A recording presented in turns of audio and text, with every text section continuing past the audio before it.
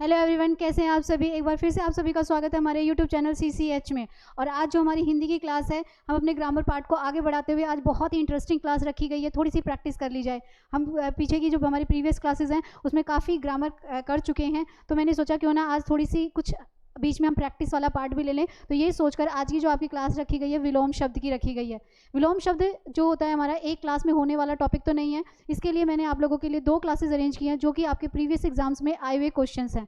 ये बहुत ही most important question, selected questions हैं जो आपको 2 वीडियोस में मिलेंगे। और साथ ही इसकी आपको मिलेगी एक असाइनमेंट शीट जिसमें ऑलमोस्ट हमारा जो प्रीवियस पेपर्स है, जितने हमारे विलोम शब्द से रिलेटेड जितने इंपॉर्टेंट क्वेश्चंस आए हुए हैं, हम सब उसे असाइनमेंट शीट के थ्रू करेंगे। तो बिना टाइम वेस्ट किए हुए आज ही क्लास स्टार्ट करते हैं। विलोम शब्द, जैसा कि आप जानते हैं कि विलोम शब्द का मतलब क्या होता है, उल्टा या विपरीत। हम इन्हें विपरार्थक शब्द भी कहते हैं, यानी कि जो शब्दों का उल्टा अर्थ बताएं। हम स्कूल टाइम से पढ़ते हुए आ रहे हैं, बट अभी हमारे GD का एग्जाम है तो इजी वाले तो हमें देंगे नहीं, हमें स्टेटमेंट्स में देंगे और वर्ड्स को थोड़ा सा तो कंफ्यूजिंग वो बनाएंगे। तो क्यों ना उनको हम प्रैक्टिस करें और प्रैक्टिस से समझने की कोशिश करें कि कैसे विलोम शब्द को याद किया जाता है। तो चलिए देखें जरा आज हमारे पास कौन कौन से ऐसे इंपॉर्टेंट क्वेश्चंस हैं जिन्हें हम सॉल्व करेंगे। तो आपके पास है, सबसे पहले एक क्वेश्चन दिया गया है। क्वेश्चन क्या कहता है कि निम्न वाक्य में के रिक्त स्थान की पूर्ति को कोष्टक में दिए गए शब्द के विकल्पों में दिए गए सही विलोम शब्द से कीजिए। हमारे पास एक क्वेश्चन है। क्वेश्चन क्या है, समुद्र का विस्तार डैश है। हमें ये जो एक सेंटेंस हमें दिया गया है कि समुद्र का विस्तार क्या होता है, समुद्र का विस्तार जो है डैश, समुद्र का विस्तार डैश होता है। इसके लिए हमें एक 2 वर्ड दिए गए। कोष्टक का मतलब है ब्रैकेट में आपको एक वर्ड दिया गया है। याद रखिएगा 2 वर्ड यूज़ होते हैं, एक ससीम यूज़ होता है और एक असीम यूज़ होता है। ठीक है, दोनों ही अपोजिट हैं, हमें दोनों का मतलब पता होना चाहिए। देखिए, जिसकी सीमा होती है ना, जिसकी सीमा हो उसे हम ससीम कहते हैं। जिसकी सीमा हो, सीमा मतलब बाउंड्रीज में आप उसे कर सके, जिसकी सीमा हो उसे हम कहते हैं ससीम। लेकिन जिसकी सीमा ना हो, जिसकी सीमा ना हो उसे हम क्या कहते हैं, ये असीम है। जिसकी सीमा ना हो उसे क्या कहा जाता है, उसे हम कह देते हैं ना हो उसे हम कहते हैं असीम। यानी कि एक पंथ 2 काज हो रहे हैं। अगर आप ध्यान से देख रहे हो तो आपको विलोम शब्द तो सीखने को मिल ही रहा है, साथ में आपको वाक्यांश के लिए एक सार्थक शब्द भी मिला। मेरा ये कहने का मतलब है कि जब आप कभी भी ग्रामर की प्रैक्टिस करते हैं तो आप इस पैटर्न को जरूर अपनाइए। देखिए, रोट लर्निंग करा हुआ है ना, हम हमेशा भूल जाएंगे कितने क्वेश्चंस को आप रटोगे। लेकिन अगर आप थोड़ा पढ़ो लेकिन उसको ढंग से पढ़ो, अगर आप उसको समझ के करते हैं तो पेपर में हमें कहीं ना कहीं वो हेल्प करता ही है। आप ये देखिए, अगर आपको आपकी हिंदी की वोकैबुलरी स्ट्रॉन्ग हो, आपको शब्दों का मतलब पता हो, तो आप आसानी से वाक्यांश के सार्थक शब्द भी निकाल सकते हैं और वाक्यांश के लिए विलोम शब्द भी निकाल सकते हैं। तो ध्यान से देखा आपने, समुद्र की सीमा डैश है, सहसीम लिखा हुआ है, मुझे इसका विलोम निकालना था। इसकी मतलब होता है जिसकी सीमा हो, जबकि हमें पता है समुद्र की तो कोई सीमा होती नहीं है। तो क्या इसका सीमा होगा, ये तो इसका खुद ही अर्थ है। अवशेष होता है बचा हुआ, ये नहीं होगा, अलंबित हो नहीं सकता। तो मेरा करेक्ट आंसर इसका क्या होगा, असीम। यानी कि जिसकी कोई सीमा होती है वो सहसीम है और जिसकी कोई सीमा नहीं होती वो असीम है। चलिए आगे बढ़े। आगे देखते हैं, एक क्वेश्चन दिया गया, कर्मण्य शब्द दिया गया है। बहुत इंपॉर्टेंट वर्ड है कर्मण्य शब्द। आपने क्या करना है, कर्मण्य शब्द का विलोम शब्द बनाना है। मैं आप लोगों को स्टार्टिंग से एक चीज़ बताती हुई आ रही हूँ कि हमेशा कोई चीज़ होती है और कोई चीज़ नहीं होती, यही तो विलोम है। आना और जाना हो गया ना उल्टा। कर्मण्यता का मतलब होता है जो काम करने योग्य हो। हम कह सकते हैं जो काम करने योग्य होता है, काम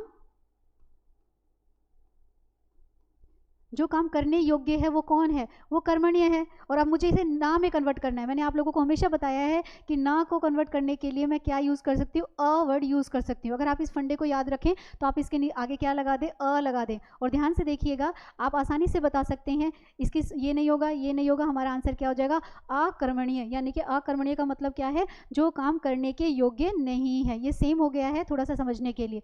चलिए नेक्स्ट देखते हैं। नेक्स्ट हमारे पास आता है, आपको एक क्वेश्चन दिया गया और क्वेश्चन क्या कहता है, निम्न वाक्य में रेखांकित शब्द के सही विलोम शब्द कर से रिक्त स्थान की पूर्ति कीजिए। आपको वर्ड दिया गया है, सज्जन मृदुभाषी होते हैं। सज्जन मृदुभाषी होते हैं, लेकिन दुर्जन क्या होते हैं, दुर्जन डैश होते हैं। हमें ये डैश निकाल कर बताना है। पहली बात तो सज्जन का ही विलोम शब्द मुझे मिल गया है दुर्जन, यानी कि एक पंथ 2 काम यहाँ भी हो गए।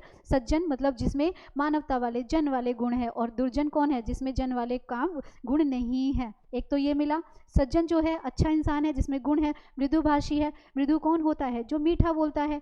यानी कि जो मीठा बोले, जिसकी बोली में मिठास हो, वो कौन है? वो मृदुभाषी है। तो मीठे का उल्टा क्या होता है? कड़वा ही तो होता है। तो हम नो डाउट बिना मधुर हो नहीं सकता। आप देखिए ना, आपको जरूरत ही नहीं पड़ रही है, आप आसानी से बता सकते हैं कि इसका आंसर क्या हो जाएगा? कटुभाषी। कड़वा बोलने वाला कटुभाषी और मीठा बोलने वाला मृदुभाषी।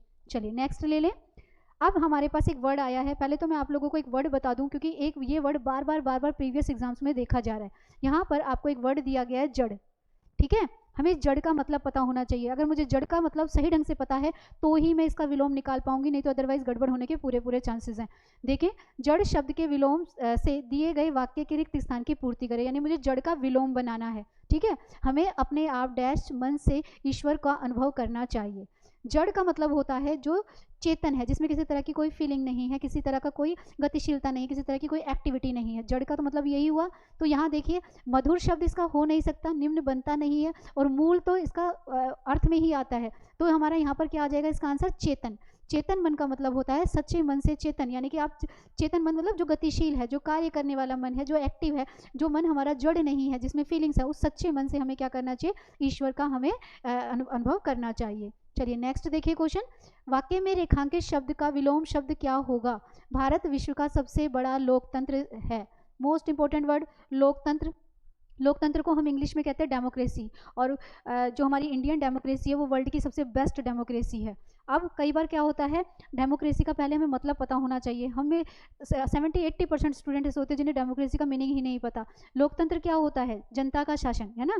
डॉक्टर इब्राहिम लिंकन थे जो अमेरिका के राष्ट्रपति थे, उन्होंने हमें डेमोक्रेसी की सबसे बेस्ट डेफिनेशन दी थी। अगर आप लोगों ने कभी इंग्लिश में पढ़ा हो, for the people by the people, जनता का जनता के द्वारा किया गया शासन। तो ये तो उसका अर्थ हुआ, लेकिन हमसे यहाँ पूछ रहे हैं लोकतंत्र। तो लोकतंत्र क्या हुआ? जहाँ पर जनता का शासन होता है, जहाँ पर जनता का शासन है वो कौन है? वो लोकतंत्र है। और एक और चीज़, जहाँ पर जो गवर्नमेंट है, जो गणराज्य है, जो गवर्नमेंट है, उसका जो हेड है जनता चुनती है, तो उसको भी हम क्या कहते हैं? लोकतंत्र कहते हैं। अब एक तो अगर मैं इंडिया की बात कर रही हूँ तो हम हमारे यहाँ के राजा को, राजा इन द सेंस हमारे यहाँ जो पीएम है उसको हमने चुना है, तो यहाँ लोकतंत्र है। लेकिन अगर मैं आप लोगों को एग्जाम्पल दूँ पाकिस्तान का, तो वहाँ पर आर्मी का है, और या राजा के अगर मैं पाकिस्तान का ना भी दूँ तो ऐसी कंट्रीज़ जहाँ पर राजा की मृत्यु के बाद उसका बेटा या उसके फैमिली मेम्बर ही, उनकी फैमिली से ही कोई ना कोई मेंबर जो है वो लीडर बनता है, तो उसको हम कहते हैं राजतंत्र। तो याद रखिएगा, राजतंत्र में राजा का तंत्र यानी कि राजा के बाद उसके बेटे का उत्तरदायित्व होता है, जबकि लोकतंत्र में जनता का शासन कहा जाता है। यहाँ पर हमें कंफ्यूज करने के लिए दो वर्ड और भी दिए गए हैं। भ्रष्ट तंत्र तो होगा नहीं, जनता द्वारा शासन, भाई ये तो इसका क्या आ जाता है? जनता द्वारा शासन तो एक तरह से इसके अर्थ में आ गया, और जनता का शासन इसका डेफिनेशन फॉर्म हो गया। तो ये दोनों ही इसके आंसर नहीं है। हमें इसका विलोम बताना था, तो इसका विलोम शब्द जो हो जाएगा वो विलोम शब्द क्या होगा? राजतंत्र। राजतंत्र याद रखिएगा, राजा की मृत्यु के बाद उसका बेटा ही उसका उत्तराधिकारी बनता है। चलिए नेक्स्ट क्वेश्चन भी हमारे सामने है। हमें एक वर्ड दिया गया है, अवनति। एक वर्ड होता है उन्नति और एक होता है अवनति। मैं आपको बार बार बता रही हूँ, इस अ का मतलब ना में ही काउंट करो। जब आप कोई पॉजिटिव वर्ड को नेगेटिव बना रहे हो तो ना की जगह हम अ लगा दे तो वही मतलब निकल कर आता है। इस चीज़ को आप अपनी नोटबुक में कहीं पर भी लिख कर रखिए, और जब भी आप इस तरह के क्वेश्चंस की प्रैक्टिस करें तो प्लीज़ इसको ज़रूर अप्लाई करिएगा, आपकी बहुत हेल्प होगी। तो यहाँ पर हमारे पास क्वेश्चन क्या है? अवनति कह रहा है, और क्वेश्चन क्या बता रहा है? भारत में आर्थिक जागृति हो रही है। जागृति का मतलब जागना होता है, तो ये हमारा नहीं होगा। अपने देश में शारीरिक दुर्बलता की बात नहीं हो रही, ये भी नहीं होगा। भारत में आर्थिक विसंगति तो बुराइयां होती हैं, तो ये भी नहीं होगा। भारत में आर्थिक उन्नति का मैंने अभी बताया, उन्नति का मतलब होता है आगे बढ़ना। याद रखिएगा, उन्नति का मतलब क्या होता है? आगे बढ़ना, जबकि अवनति का मतलब होता है पीछे हट जाना, या बढ़ना नहीं, पीछे की तरफ होना, एक तरह से अवनति। तो ये हमारा हुआ क्वेश्चन। नेक्स्ट क्वेश्चन देखते हैं। नेक्स्ट क्वेश्चन क्या कहता है? बलराम विनय का ज्येष्ठ भाई है। यहाँ मैं आप लोगों को और भी दो चीज़ें बताना चाहूँगी। ज्येष्ठ भाई है, उपयुक्त वाक्य में रेखांकित शब्द के विलोम शब्द का चयन करें। पहली बात तो याद रखिएगा, ज्येष्ठ भाई बड़ा भाई होता है। जब मैंने आपको वाक्यांश कराए थे तो मैंने आपको एक और वर्ड बताया था कि बड़े भाई को हम अग्रज भी कहते हैं। अगर यहाँ पर अग्रज वर्ड लिखा होता तो भी मैं आंसर निकाल लेती। यानी कि ज्येष्ठ और अग्रज दोनों का मतलब ही क्या है? बड़ा भाई। यानी कि जो बड़ा है वो कौन है? वो ज्येष्ठ भाई है या अग्रज भाई है। तो विलोम क्या होगा? छोटा भाई। पहले तो अग्रज का देखिए, मैंने आपको बताया था अग्रज कौन है, बड़ा भाई है, लेकिन अनुज कौन है, जो छोटा भाई है। तो आप ये भी इसके साथ में याद करिएगा। और लेकिन अभी मुझसे पूछा है ज्येष्ठ भाई, तो मैं क्या करूँगी, इसका प्रिय मतलब प्यारा होता है, घनिष्ठ मतलब ज़्यादा रिलेटेड होता है, बड़ इसका हो नहीं सकता, तो यहाँ पर आंसर क्या आ जाएगा, कनिष्ठ। यानी कि छोटे भाई को कनिष्ठ भी कहा जाता है। बहुत बहुत इंपॉर्टेंट है दोनों विलोम शब्द, और प्रीवियस एग्जाम्स में बार बार देखे गए हैं। तो अग्रज का क्या वर्ड हुआ, अनुज। अग्रज मतलब जो बड़ा भाई है। अगर मैंने आपको याद करने का तरीका भी बताया था कि अगर आपका कोई बड़ा भाई है तो आप उसे अग्रज बोलिए, अगर आपका कोई छोटा भाई है तो आप उसे अनुज बोलिए, आप आसानी से उसे याद कर लेंगे। आज एक काम और कर लीजिएगा, बड़े भाई को ज्येष्ठ, वैसे भी हमने महाभारत देखी है, हमने रामायण देखी है, तो हमने वहाँ पे ज्येष्ठ और कनिष्ठ वर्ड सुने हैं। तो ज्येष्ठ कौन है, जो बड़ा भाई है, और जेठ वर्ड भी तो बोला जाता है लैंग्वेज में जो हमारी मदर टंग वाली है, तो वो भी क्या है, ज्येष्ठ से ही बना है। चलिए नेक्स्ट करें। नेक्स्ट कहता है, क्वेश्चन हमें एक स्टेटमेंट दी गई है, थोड़ी सी कंफ्यूज करने के लिए बड़ा बना दिया गया है, लेकिन आंसर बहुत छोटा सा ही निकलेगा। बाजार में अधिक कोलाहल, कोलाहल का मतलब होता है शोरगुल, जहाँ पर ज़्यादा शोरगुल हो रहा हो या शोर या शांति ना हो। उपयुक्त वाक्य में प्रयुक्त में कोलाहल के स्थान पर, जहाँ कॉमन सी बात है, जहाँ शोर हो रहा है तो उसका उल्टा क्या होगा, शांति ही होगा, लेकिन फिर भी हम क्या करेंगे, चारों स्टेटमेंट्स को रीड करेंगे। बाजार में एक से अधिक हलचल है, कोलाहल के लिए हलचल वर्ड नहीं सूट कर रहा है। बाजार में अधिक शांति है, शांति तो है, ये हमें पता है, हमने ऑलरेडी, कोलाहल का मतलब है शोरगुल, तो अपोजिट क्या होगा, शांति ही होगा, लेकिन फिर भी हम नीचे की स्टेटमेंट देखेंगे। बाजार में अधिक लोग हैं, अधिक लोग भीड़ के लिए इस्तेमाल होता है, तो ये भी नहीं होगा। बाजार में अधिक शोर था, ये भी नहीं होगा। कोलाहल का मतलब होता है शोरगुल, शोर एक अलग चीज़ है, शोरगुल है। हमें समानार्थी शब्द थोड़ी ढूंढना है, हमने तो उस विपरीत ढूंढना है, उल्टा ढूंढना है। तो हमारा करेक्ट आंसर क्या हो जाएगा, यहाँ पर सेकंड हो जाएगा कि बाजार में अधिक शांति थी। चलिए आगे देखें। नेक्स्ट क्वेश्चन हमारे पास आ रहा है अविचल। याद रखिएगा ये वर्ड बहुत बहुत इंपॉर्टेंट है, इसके लिए अचल शब्द, स्थिर शब्द भी यूज कर सकते हैं। पहले तो आप अविचल का ही मतलब समझ लीजिए, जो विचलित ना हो। विचलित मतलब अपनी जगह से हिले ना, जो जिसका मन भटकता ना हो, विचलित ना हो, जो विचलित ना हो उसे हम क्या कहेंगे, वो अविचल है।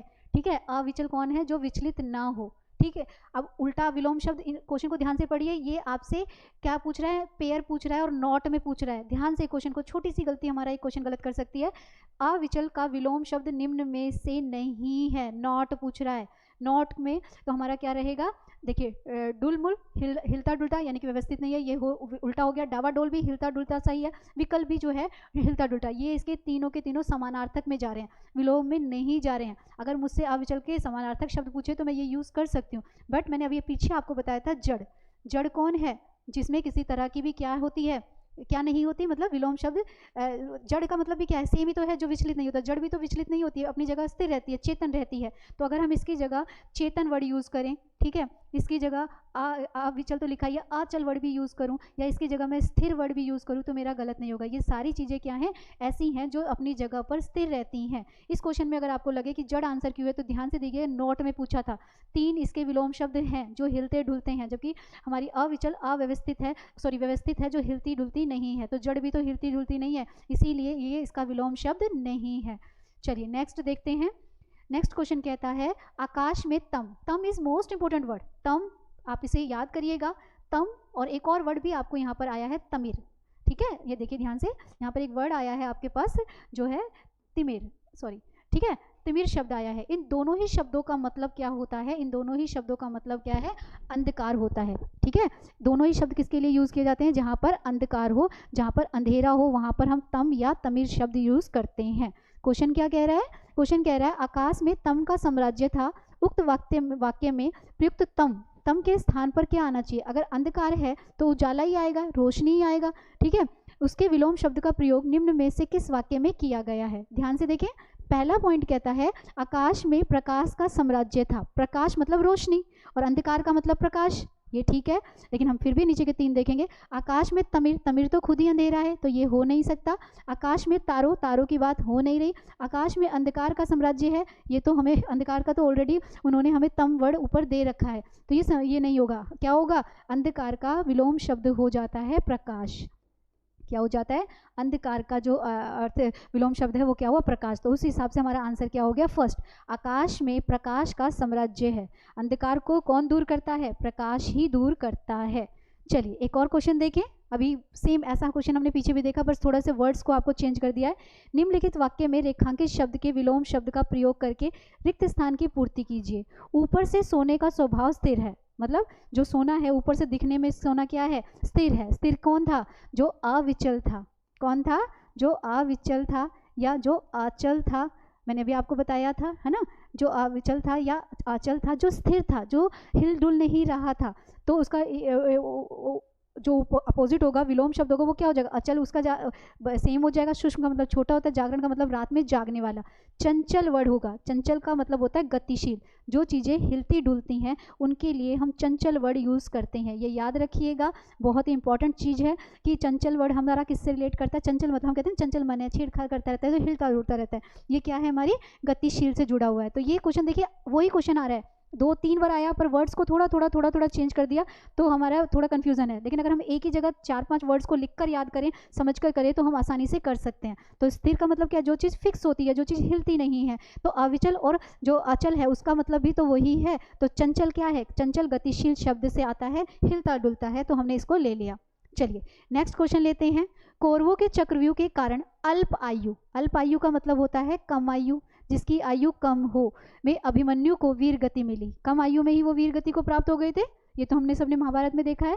ठीक है, वाक्य में प्रयुक्त अल्प आयु का मतलब क्या होगा। अब जिन्होंने पूरा ना पढ़े तो इसमें दीर्घ आयु का भी, लघु आयु दी हुई है, दीर्घ तो नहीं दी, दीर्घ भी हम कैसे, दीर्घ बड़ा होता है वैसे। ठीक है, हम क्या करेंगे, देखिए जरा, इसमें लघु आयु नहीं होगा, क्योंकि लघु का मतलब ना छोटा होता है। आपने क्वेश्चन आंसर्स में भी वर्ड देखा होगा, तो लघु उत्तरी कहते हैं, जो 30-40 मार्क्स नंबर वाले क्वेश्चन होते हैं, लघु उत्तरी यानी कि शॉर्ट आंसर्स। तो ये नहीं होगा। ठीक है, विकृति भी नहीं होगा। चिरजीव ये हमारा बनता नहीं है, क्योंकि आयु के बारे में पूछा है। तो आयु में कहाँ से आया, तो इसका आंसर क्या हो जाएगा, चिरायु।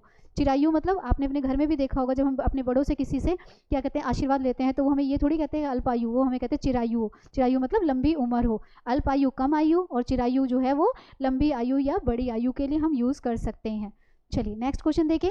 इस पुष्प की जो सुगंध है, सुगंध तो हम ऑलरेडी स्कूल टाइम से पढ़ते आ रहे हैं, तो हम ज़्यादा टाइम वेस्ट नहीं करेंगे। नो डाउट इसका आंसर क्या हो जाएगा, इसका आंसर जो है वो दुर्गंध हो जाएगा। तो सुगंध का विलोम शब्द क्या होता है, दुर्गंध होता है। चलिए नेक्स्ट क्वेश्चन देखें। पानीपत की लड़ाई में, ध्यान से आप लोग भी साथ साथ थोड़ी प्रैक्टिस करिएगा। पानीपत की लड़ाई में मराठों की पराजय हुई। पराजय मतलब हार हो गई, जीत नहीं हुई है, पराजय हुई है। तो पराजय का मतलब हारना, तो जीतना का मतलब क्या होगा, विजय। कॉमन सी बात है ना। उक्त वाक्य में पराजय के स्थान पर उसके विलोम शब्द का प्रयोग करें कि किस वाक्य में आया है। तो आपको ये तो पता चल ही गया, पराजय मतलब हारना। पराजय मतलब वो हार गए हैं, हारने के लिए या हारना, इसके लिए पराजय वर्ड यूज़ किया गया। अब मुझे इसको जिताना है, जिताने के लिए मैं क्या वर्ड यूज़ करूँ। पानीपत की लड़ाई में मराठों की अपकृति हुई। कृति तो कोई अच्छा काम, अपकृति उल्टा होता है, तो ये अपकृति नहीं हुई। पानीपत की लड़ाई में मराठों की विजय हुई। विजय का मतलब होता है जीतना, हमें यही चाहिए, लेकिन हम फिर भी हम क्या करेंगे, नीचे की स्टेटमेंट्स को पढ़ेंगे। पानीपत की लड़ाई में मराठों की हार हुई। पराजय का मतलब तो हारना ही है, तो ये समानार्थक में जा रहा है, विलोम में नहीं जा रहा।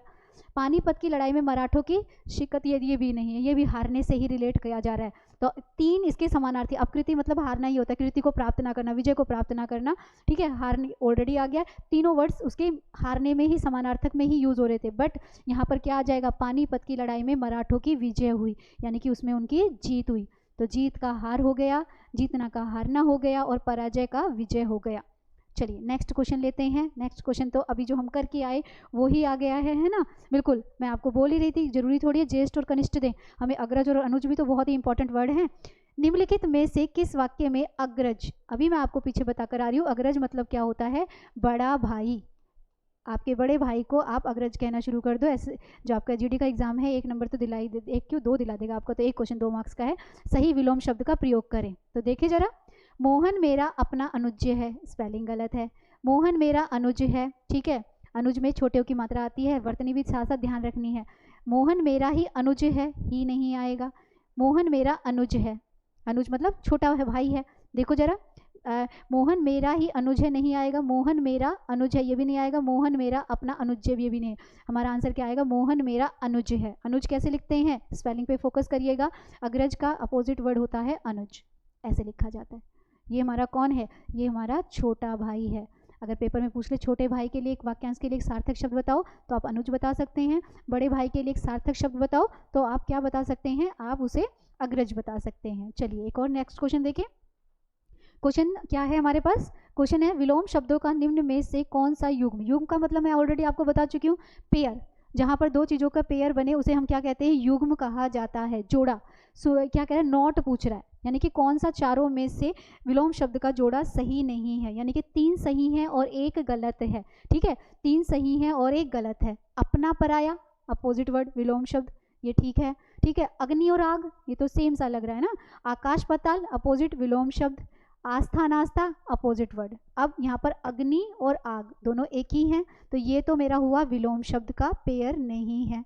लेकिन अगर मैं आप लोगों का अभी IQ टेस्ट करूँ और देखूँ आप लोग कितनी प्रैक्टिस कर रहे हैं, मैं तो अभी रिकॉर्डेड वीडियो बना रही हूँ, तो आप लोग तो खुद देखिएगा कितना आपको याद है कि अग्नि जो है वो मेरा कौन सा शब्द है और आग जो है वो मेरा कौन सा है।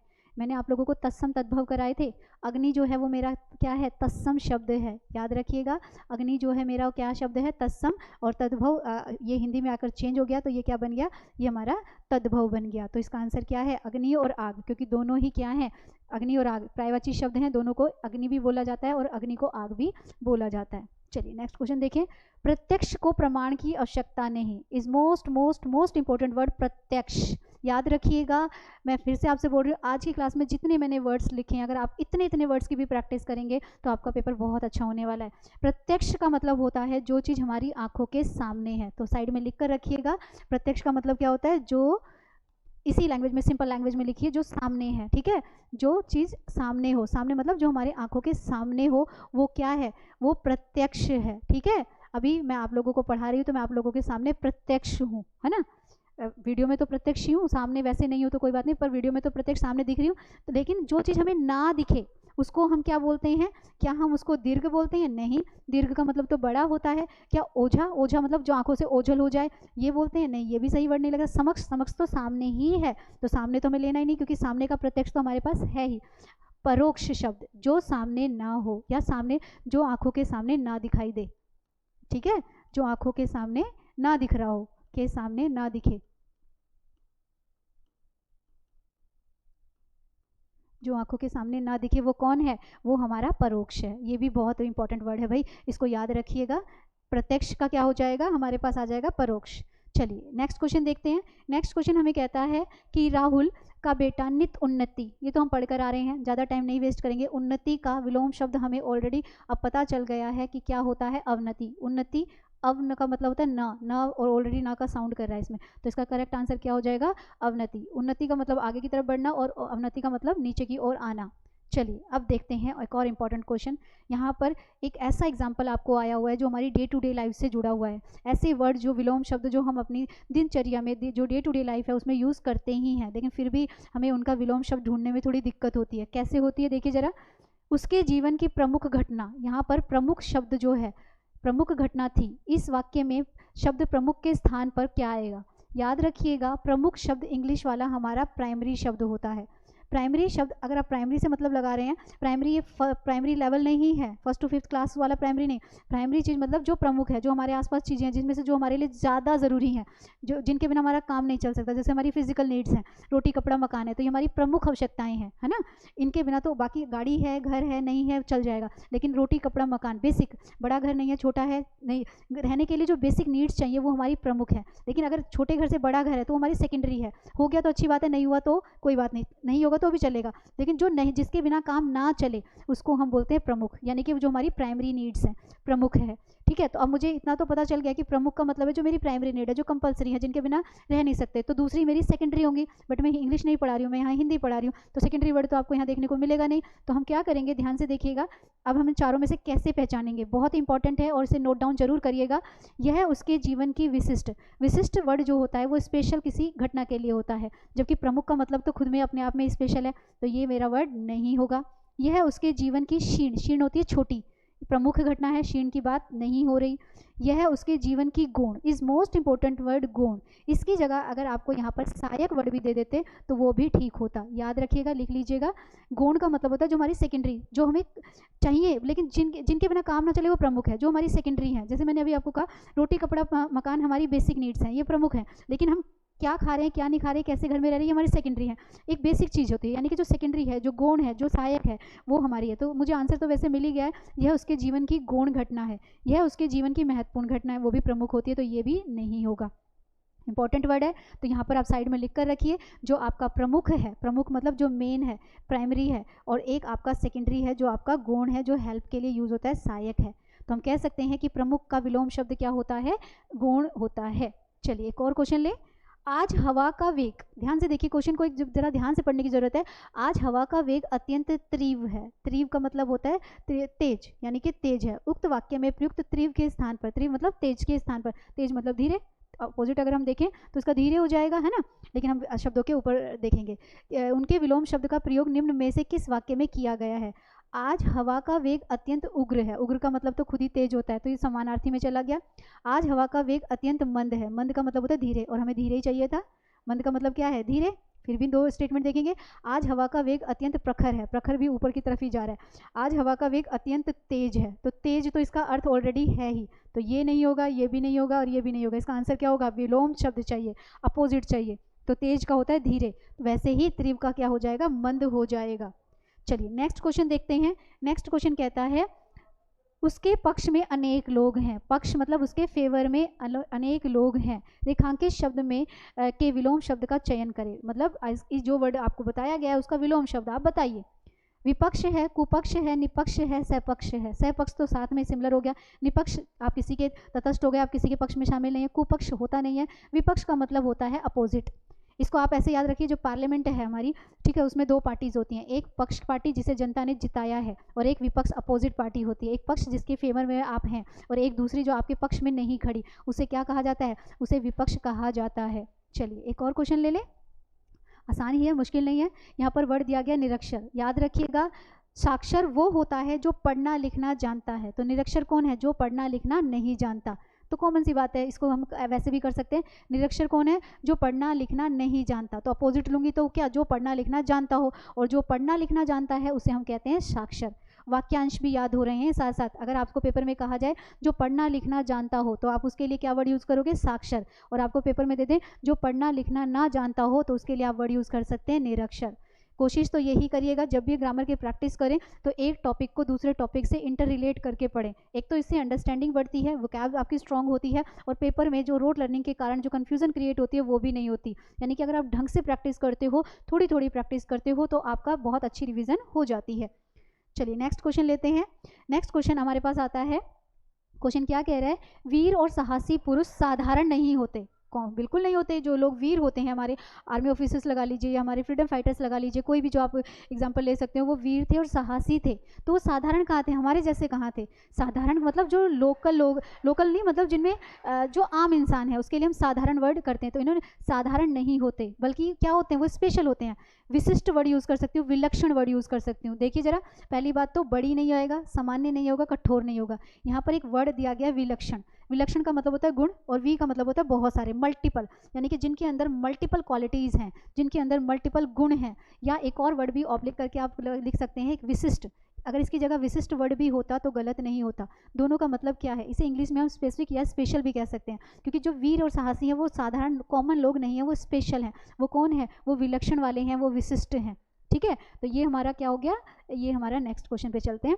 समुद्र की सीमा अनंत है। समुद्र की सीमा क्या है, अनंत है। ये तो हमने वाक्यांश में भी किया था, मैंने आपको अनंत अंबानी का एग्जाम्पल दिया था, पर वो एक अलग चीज़ थी, वो तो सिर्फ एक याद करने का तरीका बताया था। अनंत वो होता है जिसका अंत ना हो। ठीक है, अगर जिसका अंत नहीं हो रहा, आपसे पूछा जाए जिसका अंत ना हो, वो अनंत है। ठीक है, तो अपोजिट क्या होगा, जिसका अंत हो जाए, है ना।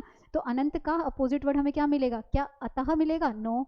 ठीक है, क्या अनंत मिलेगा, नो। अंतहीन मिलेगा, नो। हम क्या कह सकते हैं, अनंत शब्द का जो क्या हो जाएगा, अच्छा इसमें हम एग्जांपल्स हैं, इसका हम अंत लेंगे। ये मैंने यहाँ पे टिक कर दिया गलती से, सॉरी। आप इसका आंसर क्या होगा, हमारा अंत ही तो होगा, विलोम पूछा, असीमित तो है ही। ठीक है, ये हो गया, ये नहीं मिलेंगे। इसका करेक्ट आंसर हमारा क्या हो जाएगा, इसका अंत हो जाएगा। यानी कि अनंत शब्द का मतलब है जिसका कोई अंत ना हो। ठीक है, जिसका कोई, क्या लिख रही हूँ,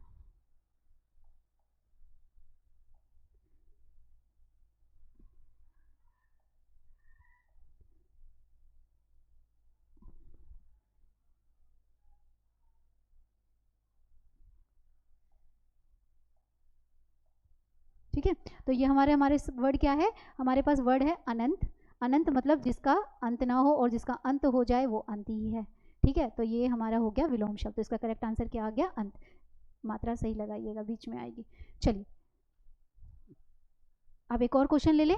एक और क्वेश्चन हमारे सामने आया है, बहुत ही इंपॉर्टेंट क्वेश्चन है ये भी हमारा। इस वाक्य में रिक्त स्थान पर रेखांकित शब्द का उपयुक्त विलोम शब्द जो है कौन सा होगा? भारत में कहीं अतिवृष्टि, अति का मतलब होता है ज़्यादा, याद रखिएगा, अति का मतलब क्या होता है? ज़्यादा बाढ़ आती है, यानी कि कहीं तो ज़रूरत से ज़्यादा बाढ़ आ रही है और कहीं पर क्या हो रही है? ज़रूरत से ज़्यादा, या ज़रूरत से ज़्यादा नहीं, कम बारिश हो रही है। और जो कम हो रही है और उसको ना में बदलना हो तो अ और ना याद है ना, तो उसी से हम पता लगा सकते हैं कि कहीं पर बारिश क्या हो रही है? अनावृष्टि हो रही है। लघु वृष्टि मतलब थोड़ी हो रही है, गलत आएगा, वृष्टि आएगा नहीं, सिर्फ वृष्टि कोई शब्द बनता नहीं। तो हमारा करेक्ट आंसर क्या हो जाएगा? अतिवृष्टि का बन जाएगा अनावृष्टि, यानी कि कहीं तो बिल्कुल बहुत ज़्यादा बारिश हो रही है तो कहीं सूखा पड़ रहा है, यानी कि अनावृष्टि, बहुत कम बारिश हो रही है। तो ये भी हमें हो गया है, इसका आंसर याद हो गया है। तो चलिए हमने कुछ सेलेक्टेड क्वेश्चंस की प्रैक्टिस की। अभी आपको इसकी एक और वीडियो भी मिलेगी, उसमें भी आपके सेलेक्टेड ही, ये रिपीट नहीं होंगे, कुछ हटकर इससे जो हमारे प्रीवियस पेपर्स के क्वेश्चन आए हुए ही लिए जाएंगे। और एक मैंने आपको स्टार्टिंग में बताया था कि आपको असाइनमेंट शीट भी मिलेगी। प्लीज़ उन असाइनमेंट शीट को आप लाइटली मत लेना, क्योंकि बहुत ही मेहनत करके मैंने बनाई है और सेलेक्टेड वर्ड्स मैंने उसमें डाले हैं। अगर आप इतने भी करके जाते हैं तो मे भी आपके पेपर के जो भी विलोम शब्द होंगे वो कवर हो जाएंगे। वीडियो अगर अच्छी लगी हो तो वीडियो को लाइक करिएगा। धन्यवाद।